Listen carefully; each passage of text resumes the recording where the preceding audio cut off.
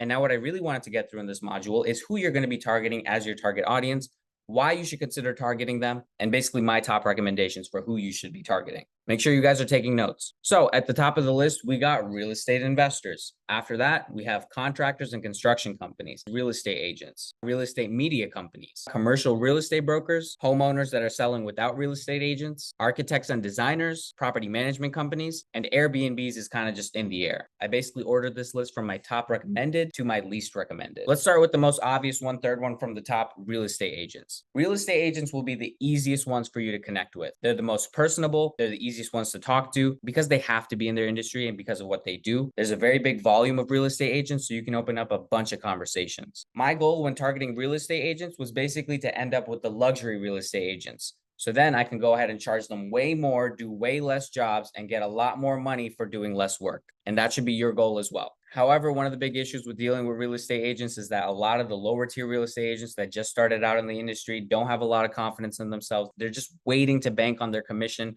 and they're not really willing to pull out of their pocket and pay you to go ahead and do marketing services for them that, yes, will eventually help them sell the home, but they're just not feeling it. So your mid-tier real estate agents that do this full time, they've proved to themselves that time and time again, they can sell homes. They're basically not in a vulnerable position, and they really have that entrepreneurial mindset. They understand that they need to spend money to make money. Those are the ones you want to go for. And when you finally lock in your first real estate agent, what I want you to understand is that real estate agent most likely works for a real estate brokerage.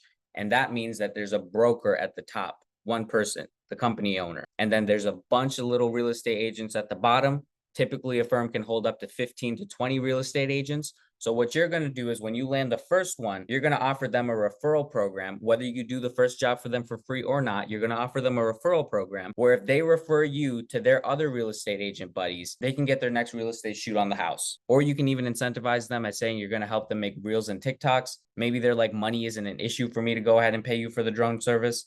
But if you could help me build my personal brand, that would be a lot more worth it to me. And for the next 1 or 2 drone shoots that they call you out for, you can go ahead and hook up your phone to the gimbal, and they can basically present the inside and the outside of the listing. There's a lot of ways to structure the referral program, but basically what you want to be able to do is get one real estate agent that works under one brokerage firm, and you can basically be the dedicated drone guy for that entire firm. So now instead of just constantly being contacted by one real estate agent, you now have up to 15 real estate agents working for the same firm that understand that you have one reputation, you're one person, you are the guy to go to. So if you're charging anywhere between $250 to $300 per shoot, and one real estate agent is trying to sell at least 2 to 3 houses per month, you do the math. Even if there's only 5 real estate agents at a real estate firm, and let's do the math on the low end of 250. So 250 times 3 times 5. That's $3,750 a month off of 5 real estate agents under one real estate firm. I want you guys to understand the real opportunity here. And let's say now you're in cahoots with 5 real estate agents. You can now be introduced to the firm owner, who can then maybe introduce you to another firm owner. And then you lock in a deal with that firm owner to service all the real estate agents that that firm holds. We're talking about exponential growth here. That's just a little concept I wanted to crack open with you, the opportunities you can attract with the real estate agents.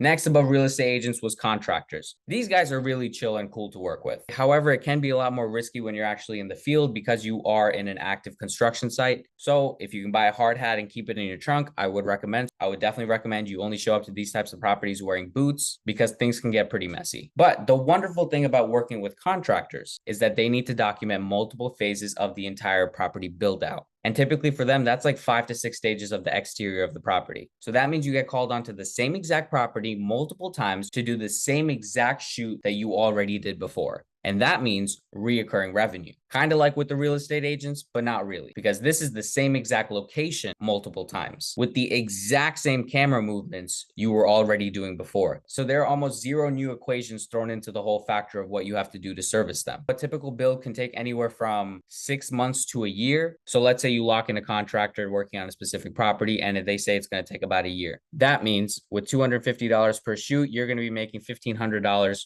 annually off of that one property. But keep in mind, contractors typically work on multiple properties at the same time. So if you're in good standing with the contractor and they like your work, they might just call you onto all the other properties that they're working on. I can tell you that I worked with one contractor in Jersey City And he used to do builds in Jersey City, Edgewater, and Newark. These towns were about 10 minutes apart, and every property he worked on, he basically wanted to keep it within a 5-mile radius of each other. So he can run property to property and basically do what he needs to do. And that also offers a bunch of convenience for you, because what I did was charge him $250 for every single property, every single time I returned there. So that means I was shooting 3 houses in one day and basically making $750 in one day. And actually what we started to do with this client was he wanted to build his personal brand. And what he does is he basically gives property building tips. So for other contractors to get into the same game he's in, he makes like little quick tip videos. So at every property I would go and shoot for him, we basically stop by the properties and we'd make a quick video that he can go ahead and post on his social media. These I charged him anywhere between 40 and $50 per clip. They're just very quick, easy videos that we would just shoot. Not too much editing really necessary. He wouldn't even ask for any editing. He'd just be like, just put my logo here at the bottom right of the screen and call it a day. Just send it over to me. And this is what I want you guys to realize, man. It does not end with just the drone stuff. That is just the beginning. The amount of money you can make off of these professionals is really ridiculous. My service basically allowed him to post more consistently and really just grow his personal brand. All right, and here's my man's page. He's Brooklyn Quan on Instagram. After we started working together, he gained a good couple thousand followers. We basically started creating a personal brand for him. So every single time I'd go and shoot one of his properties that he was working on, he'd basically follow me around. And every time I was done shooting, we'd get a quick clip. You have a contractor or a GC and you're the one fitting the bill, that you're making sure you're checking in for me. He basically makes quick tip videos for other people interested in becoming a contractor to learn how to become a contractor and build his personal brand. So every single time we visited his properties, all these reel videos that you see right here, anything with this icon right here is basically a reel. All of these, every time I shot one, I basically made an additional 40 to $50 with him. Sometimes he would go to these real estate investor contractor seminars and he'd call me over to shoot him, giving a speech, whatever the case is. But only when you get offers like that is then when you want to go ahead and run to Best Buy and buy one of these DSLR cameras. You don't want to just be sitting on a DSLR camera that's not making you any money. I only went ahead and upgraded gear and bought another piece of gear if I had a job lined up that was going to pay for the whole thing. And that's exactly what I recommend to you guys. Okay, so that's the deal with contractors. If you're able to get in contact with multiple contractors and basically establish yourself as their drone person, you're golden. If we do the math real quick to make $50,000 a year, let's say they're only working on 3 to 4 properties per year. That is very conservative, by the way.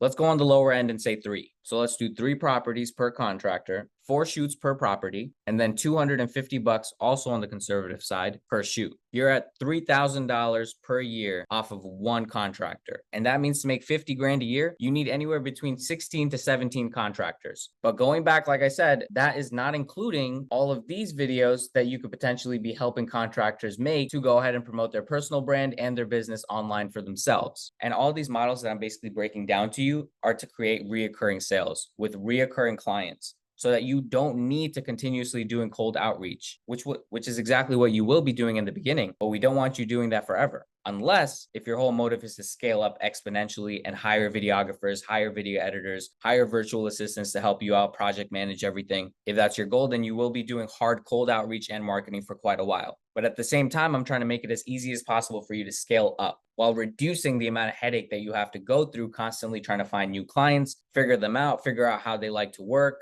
negotiate with them over and over again. I'm trying to minimize all of these headaches for you because reoccurring sales with reoccurring clients is the way to go. Okay, that's contractors. Now at the top, we got real estate investors. The reason why I love real estate investors so much is because they make everything possible. They're the ones who go out looking for land to buy homes. They're the ones who buy broken homes that you will never be able to service and transform them into brand new homes. They put the money down to make that happen. They hire the contractor to go ahead and build the home, remodel the home, refurbish the home, whatever you want to call it. And then they hire the real estate agent to go ahead and help sell the home. So you are quite literally positioning yourself at the top of the food chain. So one of your end goals should be to get in contact and build relationships with real estate investors because they are at the top of the food chain. And if you build a nice relationship with a real estate investor, they can open up the doors for you. They will introduce you to real estate agents, contractors, other real estate investors, wholesalers, and everyone down at the lower portion of this list. They can introduce you to commercial real estate brokers. They can't introduce you to homeowners selling without agents. They can possibly introduce you to other real estate media companies. They can introduce you to architects, designers, property management companies, but also not Airbnbs. That's something you're going to have to do all on your own if you decide to go that route. So that's why real estate investors, contractors / construction companies, and real estate agents are the top 3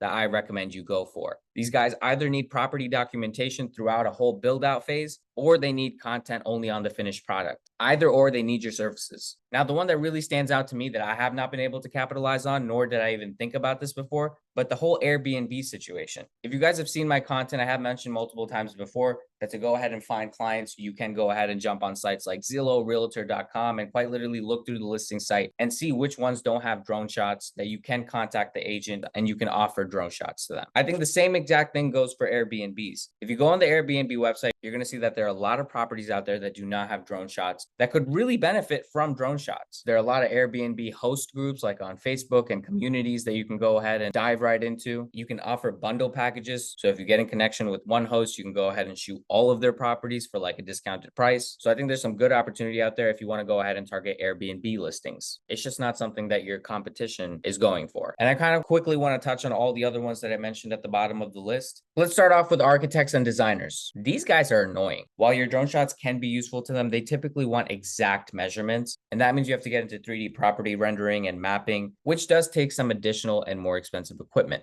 But right now you're a beginner and I want you to start making money so that you can basically pay yourself back for your drone, for this course, for the FAA piloting exam, for the FAA piloting course, all of this stuff. You need to make your money back and more. So now's not the time to go ahead and start investing into more gear when you haven't even started marketing yourself or having any conversations with these professionals. So let's leave the architects and designers out of it. And by the way, I'm not here to tell you that there's not any opportunity within any of these other categories, but to be most optimal with your time and your efforts towards marketing and outreach and cold calling, cold emailing, cold DMing, whatever the case is, I know for sure you will be making less money spending your time reaching out to these people rather than the 3 that I mentioned before. Next is property management companies. They're harder to come by. They're typically not going to dip into their own pocket to go ahead and pay you. They most likely have to reach out to the real estate agent, the property homeowner, or the investor. So you're basically relying on a middleman to have the conversation for you and get the money out of the person's pocket that actually needs to pay you, versus you being able to actually have the conversation yourself. And being the middleman, they're most likely not going to give you the contact information of that person. So talking to them is basically going to slow down your entire process and decrease the amount of potential leads that you otherwise could have had. So property management companies, I do not recommend. Real estate media companies is cool. I actually recently did a shoot with a real estate media company that hired me because they do not have a drone operator on staff. If you guys go ahead and check out my TikTok, you'll see some of my videos with him. I asked him a couple questions. Actually, let's go through some of them right now. Okay, here's my lovely TikTok, as you guys know. This was actually his first time shooting real estate, and this is my like 300th time shooting real estate. So as far as him trusting me to go ahead and get the shots that I needed to get, I felt I had a better understanding of what needed to be done here. So this is Lamar. He owns a video production company, and he basically hired me out to get the drone shots for this property. It's actually a contracting job, so I will be going back to that property multiple times, like I told you before about the contractors, over the course of this year, and I'll be making anywhere from $250 to $300 per shoot every time I go there. Rayhan was new to Upwork, so I didn't see that experience. I didn't see the funding in there, which is usually a deterrent for me, especially when finding clients. However, I asked him for his social media, and I saw social media deals and portfolios that showed me he's in the business to handle stuff.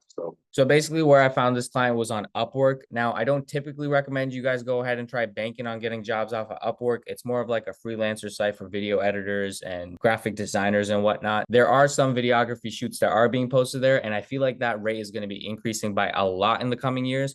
I was surprised that I was able to actually get a drone shoot from here. I wasn't expecting it at all, but this is him basically telling you that I had just joined Upwork and I hadn't done any jobs on Upwork before. So he was a little hesitant on hiring me because Upwork basically gives you a ranking as far as how trustworthy you are as a freelancer. And I hadn't built that trust with Upwork yet, but I did have my portfolio and my social media all dialed in. So once I showed him that, he trusted that I could get the job done. However, I asked him for his social media, and I saw social media deals and portfolios that showed me he's in the business to handle stuff. So that would be another thing to do. And by the way, this is definitely something I recommend you guys go ahead and do. Whenever you have a client, go ahead and get them on camera, ask them some questions about the market, ask them some questions about what's going on in the industry, ask them how the whole shooting experience was with you. Client testimonials is one of the easiest pieces of content to go ahead and make and put on your social media. Okay, and here's another video we did together. Client of mine, we did a drone shoot here at a residence. It's going to be a contracting job. How much should I charge you, and how many times do you need me to come back here to more shoots, and why?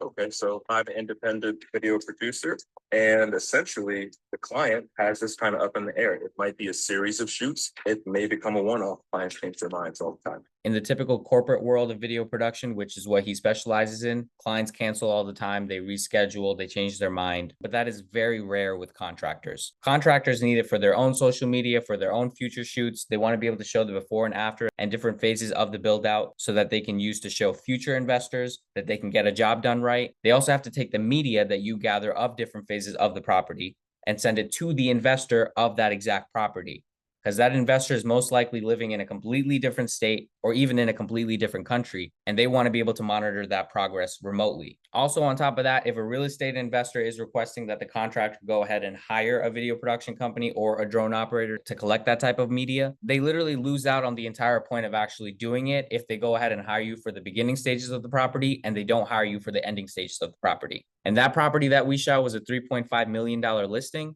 And just judging from all the information I got from him, he's getting paid about $5,000 to document that entire property with photos, drone shots, and interior video. So there's no way they're putting that type of money down to then back out of the entire project. Even if they only put down a 50% deposit so far, it's just really rare that a contractor or a real estate agent would do that. So what we have, and keep in mind, this was actually Lamar's first time shooting real estate.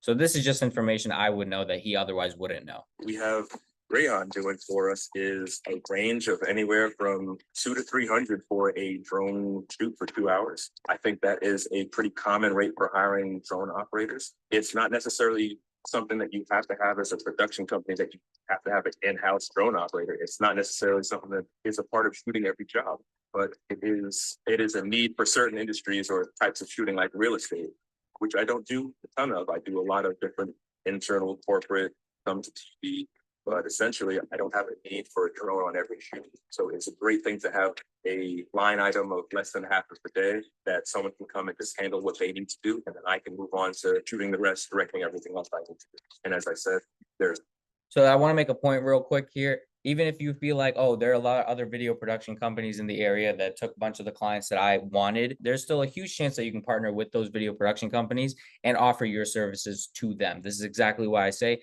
video production companies could be a good option for you if you live in the type of area that's low on inventory or high in real estate media competition. types of shooting or certain types of jobs that require it. If you connect with any production companies that do real estate, they always are going to need a drone operator. And even if you have one in, See what I say? even if I have Rayhan here, who I'm so happy to have met, he's a busy shooter too, I would imagine. He does great. I definitely am, and I definitely do great work. So you have to have backup. So there will still be an opportunity where even if I did have an in-house person, I would want to have a network of a couple people for coverage. So that's coming from a video production specialist himself, who would have otherwise been my competition to actually go ahead and get this job from the contractor themselves. But as you see here, even if he gets a job, he can't get the drone shots. And there's still a high chance that he would call me and I might not be available for that specific date, that he needs the other phases of the drone shots. So he has a network of drone operators that he can then reach out to. I also made a quick video during my shoot. Check it out. Here's how you make $1,000 with your drone. All right, guys, I'm out here with the drone shooting this $3.5 million contracting space. I was contacted by a local video production company who does not have. You see all those dirt mountains? This is why I say you need boots if you're going to work with contractors. I almost slipped and fell like 3-4 times. Ridiculous. An in-house drone operator. And don't be like me. Don't go out there not wearing a hard hat. It is actually pretty dangerous. So they hit me up. They offered me $250 or $300 per shoot every time I return here, and they want to basically keep progress reports of the entire build out. So that's both drone videos and photos. So for those of you who say there's not enough work out here, even the guys who are getting the work still want to hire you to actually do the work. I'm going to be returning to this property about 6 times till the end of the year. So $250, 6 times, shooting the same house over and over again. I don't have to edit a single thing. All they want from me is the drone shots. And by by the way, this guy did not want me to edit a single thing. However, you might come to a point where you reach a real estate agent that actually wants you to edit the entire thing. And in that case, even if you don't know how to edit, I have a solution for you. We're going to teach you how to basically hire editors in third world countries that can do a phenomenal job at editing all your footage and your images as well. That's going to be coming up in a later module. So yes, while you can make money working with and partnering with these other real estate media companies, it is not the most reliable source of revenue. You know, the fact that he said right there, if Ray is not available at a certain date, I'm just going to reach into my network and pull out a different drone operator to go ahead and do the service. I lose out on that money. So it's definitely not the most concrete partnership, which is also why, I mean, if those jobs come, if those deals come, if those opportunities come, take them, but don't rely on them. So that's why you can touch on this one. Go ahead and contact some real estate media companies around you, find out if they have drone operators or not, but do not rely on them to go ahead and funnel a lot of revenue into your new business. Next is homeowners selling without real estate agents. I think it's a 50-50 split of opportunity if they'll hire you or not. Some homeowners have no idea what the going rate is for a drone operator. Some homeowners have no idea if actually posting drone shots on their listing is actually going to help sell the home or not. Some people might find it super cool and they might feel like this will definitely help them sell their home, especially if they're not hiring a real estate agent. It's kind of like a 50-50 split between whether they might hire you or whether they might not hire you, because they definitely need the help because they're not getting the help from a real estate agent. It's a lot cheaper to hire you to do the drone shoot rather than it is to hire a real estate agent. But if they don't know how to post it on their listing property or take advantage of getting drone shots, it might not be beneficial to them. So there's a lot of factors in play, but I would say it's something to try out. Just try to get your foot in through the door, but don't spend too much time on it. I would also definitely recommend, if you're going to reach out to homeowners, contact them through their phone number, do a cold call, send a cold email. You're going to have to go on property listing sites like Zillow and basically filter out for sale by homeowner. And then it'll show you all the properties that are currently on the MLS that are only being sold by homeowners with no real estate agent involved. Also, the thing about targeting homeowners is the fact that they need to dip into their own pockets to pay you versus if they had a real estate agent. It's also like a 50-50 between who might be dipping into their own pockets to pay you. Sometimes real estate agents might be like, okay, I'll go ahead and dip into my commission to pay for all the marketing of this property. I'll take on that cost. Versus sometimes they might need to actually open up the discussion with the homeowner and be like, okay, who's dropping the money, you or me? And why should I drop the money? It can really just open up a whole can of worms that you really don't want to be involved in. Next is commercial real estate brokers. I don't know if we went through this one or not. Commercial real estate brokers are like your top tier businessmen. They only deal with other top tier businessmen, investors, and people with big pockets. So you approaching them as a beginner in the industry, they might not take you very seriously. Although if you can garner a proper relationship with one of them, they can make you a ton of money, because commercial properties sell for a lot more than residential properties. And they're really the only ones that sell commercial properties. So you can shoot warehouses, you can shoot office spaces, you can shoot properties like mom and pop stores, the abandoned Kmart that's down the block from you. These are the type of properties that you'd go ahead and get hired for to go ahead and shoot. And on top of that, since it's a much bigger property and they're going to be making a lot of money from selling it, you can actually charge them more. It makes sense to do so. But I think you have a better chance of moving up the ranks as far as getting in contact with a contractor or getting in contact with the real estate agent and building your way up to actually make a relationship with a real estate investor who could then introduce you to a commercial real estate broker. That would be much easier. But once you get to the top and you become buddy-buddy with a real estate investor, branching your way out from there becomes a lot easier with their help and through their network. And if you want to go straight in to try finding these individuals, I'd recommend LinkedIn. Another one that I forgot to mention before is roofing companies and home inspectors. Now, the reason I want to cross home inspectors off this list is because a lot of them are just going ahead and getting their own FAA license because they don't need drone shots per se. They don't need really drone video. They do, but it's like part of their inspection. It's like part of their service. It's a lot more cost effective for these inspection companies to just make sure their inspectors have an FAA license, make sure they pass, buy them a small Mavic drone, and then continue doing what they do, which is inspecting properties. A lot of them put the drone up and they don't even want to take images or video of the roof or anything like that. They might just do a quick surveillance, look at the phone screen, and basically determine what's going on with the property. So yeah, I would cross them off the list. The Airbnb one sounds very interesting to me though. So if any of you actually go ahead and go onto the Airbnb site and do your cold outreach to go ahead and reach out to the owner or the Airbnb host, let me know how that works out for you. Let me know if you need any help along the way. I'm here to help, and I'm very interested in how that turns out because that's definitely one I don't see a lot of people going after. But across this entire list, the top three, back to the top: real estate investors, contractors, and real estate agents. These are the three that you want to try getting in contact with. Mainly real estate agents and contractors, While the real estate agent won't typically lead you to the real estate investor, the contractor definitely will. So take all of these factors into account when you decide on who you're going to go 100% in on as your target audience and your target lead and your target customer, because it can make the world of a difference as far as how everything pans out for you in the future. All right, guys, that is it for module 4. In the next module, we are finally going to be touching on outreach, cold calls, cold emailing, cold DMs. As always, if you guys have any comments, questions, concerns, requests, go ahead and leave them in the comment section below. You can go ahead and shoot me a text. Thank you for those who have reached out and have given me feedback on the previous modules. Everything that you guys have requested from me is coming in the following modules, I promise. You can also shoot me an email as well. Thank you guys for joining me today, and I will see you in module 5. Peace.